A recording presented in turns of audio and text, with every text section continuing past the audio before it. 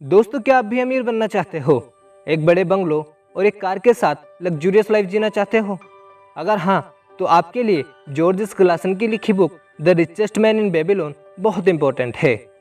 ये बुक आपकी इनकम को एक्सपेंड करती है और कुछ प्रिंसिपल्स बताती है जिन्हें अगर आप फॉलो करोगे तो आप भी आसानी से अमीर बन सकते हो।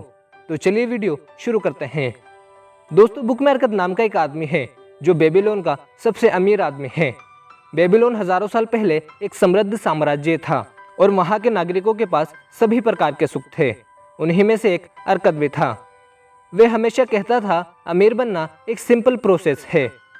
एक दिन अरकत के दो दोस्त बंसीर और कोबी उससे मिलने आते हैं, जो बहुत गरीबी में जिंदगी गुजार रहे थे। वे दोनों अरकत से कहते हैं, भाई अरकत, एक बात बताओ, जब हम स्कूल में एक साथ पढ़ते थे तो तुम कोई ब्रिलियंट स्टूडेंट नहीं थे, तुम भी हमारे जैसे ही थे, परंतु ऐसा क्या हुआ कि अब तुम एक लग्जूरियस लाइफ जी रहे हो और हम सर्वाइवल के लिए भी स्ट्रगल कर रहे हैं। तब अरकत मुस्कुराता है और उनसे कहता है, मेरे प्यारे दोस्तों, अमीर और महान बनने के कुछ तरीके और प्रिंसिपल्स होते हैं जो ज़्यादातर लोगों को नहीं पता होते। उन तरीकों को फॉलो करके ही मैं अमीर बना हूँ। ये तरीके मुझे एक आदमी ने कुछ साल पहले बताए थे। अरकत के दोस्त वे तरीके जानने की इच्छा जाहिर करते हैं। तब अरकत उनसे कहता है, सबसे पहले तुम्हें एक चीज़ ध्यान रखनी है, वह है a part of all you earn is yours to keep, यानी अपनी इनकम का एक हिस्सा आपको अपने पास रखना है। इसका मतलब यह है कि जब हमारे पास पैसे आते हैं तो हम उन्हें खर्च करना शुरू कर देते हैं, यानी लोगों में बांट देते हैं, कुछ हिस्सा अपने लिए नहीं रखते। इसलिए अपनी आय का कुछ हिस्सा आपको अपने पास रखना है। इसके बाद अमीर बनने के तरीके आते हैं। दोनों दोस्त तरीके जानने के लिए उत्साहित होते हैं। अरकत पहले ही बता देता है, ऐसे कुल मिलाकर 7 तरीके हैं जो आपके लीन पर्स को फैटन करते हैं, यानी आपकी इनकम को बढ़ाते हैं। तरीका नंबर 1 है start the purse to fattening, यानी अपने पैसों को बचाने की शुरुआत करना। अरकत कहता है, आप कितना भी कमाओ पर उसका 10% आपको हमेशा सेव करना है। कुछ लोग कहेंगे कि हमसे तो सेविंग होती ही नहीं। इसका आंसर दूसरे तरीके में है, जो है कंट्रोल द एक्सपेंडिचर। इसका मतलब सिंपल है, हमें अपनी ज़रूरी चीज़ों पर ही खर्च करना है। फालतू के खर्चे आज से ही बंद कर देने हैं। इससे रिलेटेड आप बजट बनाकर देख सकते हैं कि ज़रूरी खर्चे क्या हैं और फालतू के क्या। अब तरीका नंबर 3 है मेक द गोल्ड मल्टीप्लाई। दोस्तों, अब जो आप 10% सेव कर रहे हो, उससे जो थोड़ा बहुत पैसा इकट्ठा हुआ है, अब आपको उसे इन्वेस्ट करना है। इन्वेस्ट करके ही हम अपने पैसों को मल्टीप्लाई कर सकते हैं और कई गुना तक प्रॉफिट कमा सकते हैं। इसके बाद तरीका नंबर 4 है guard the treasure from loss. इसका मतलब है सिर्फ ऐसी ही जगह पर इन्वेस्ट करना जहां रिस्क ना हो या बहुत कम हो। यहाँ हरकत कहता है, तुम किसी समझदार आदमी की एडवाइस ले सकते हो, ये आपको बहुत मदद करेगा। तरीका नंबर 5 है make of the dwelling a profitable investment. दोस्तों, आपको इन्वेस्टमेंट की गेम समझनी है। कम रिस्क तो कम प्रॉफिट और हाई रिस्क तो हाई प्रॉफिट। अगर जल्दी अमीर बनने के लिए आप रिस्क लेंगे तो आपको बहुत बड़ा नुकसान भी हो सकता है। तरीका नंबर 6 है इंश्योर ए फ्यूचर इनकम। दोस्तों, जिस तरह हम पहले ही फ्यूचर के लिए सब तय कर लेते हैं कि हमें क्या क्या करना है, उसी तरह हमें एक इनकम इंश्योर करनी है और बार बार अपने आप को उसे रिमाइंड कराते रहना है।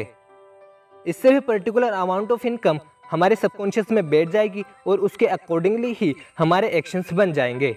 और आखिर में तरीका नंबर 7 है increase the ability to earn. दोस्तों, हम उतना ही कमाते हैं जितनी हमारी योग्यता होती है। तो अरकत हमें यहाँ यही बता रहे हैं कि अपनी एबिलिटी बढ़ाइए, यही आपको सक्सेसफुल और अमीर बनाएगी। दोस्तों, इन 7 तरीकों से आप अपने पर्स को फैटन कर सकते हैं, यानी अपनी इनकम को बढ़ा सकते हैं और अमीर बन सकते हैं। दोस्तों, अंत में जब अरकत बूढ़ा हो जाता है तो वह अपने लड़के नौमसीर को एक सोने की बोरी और किले टेबल देता है जिस पर कुछ ज्ञान की बातें लिखी होती है। नौमसीर से कहता है, जाओ और इस सोने और ज्ञान की बातों से और सोना बना कर लाओ। वे सोने और किले टेबल को लेकर चल पड़ता है। कुछ दूर चलने के बाद वह टेबल को अपने सामान में फेंक देता है और सोने से अमीर बनने के लिए सोचता है। कुछ दूर सफर करने के बाद वह एक आदमी से मिलता है जो उसे व्यापार और बढ़िया लाभ का लालच देकर धोखा देता है और उसका नुकसान करवा देता है। ऐसे करते करते नौमसीर का जब सारा सोना खो जाता है तो वह बहुत दुखी होता है और तब उसे अपने पिता की याद आती है कि उन्होंने मुझे कुछ ज्ञान की बातें भी लिख कर दी थी।